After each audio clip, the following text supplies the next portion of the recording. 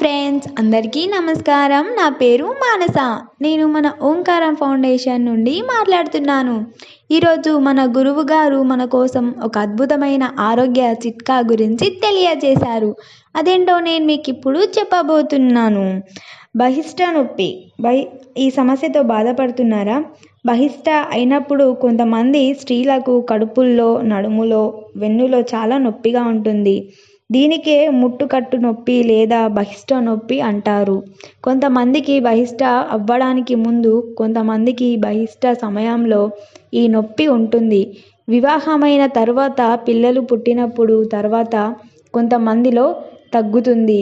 వీటికి చికిత్సలు మూలికలేంటో మనం ఇప్పుడు చూద్దాము.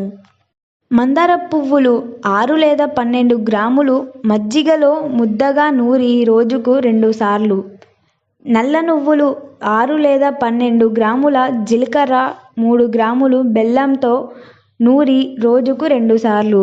ఈ వీడియో కనుక మీకు నచ్చినట్లయితే లైక్ చేయండి, షేర్ చేయండి, కామెంట్ చేయండి, సబ్స్క్రైబ్ చేసుకోండి. Thank you.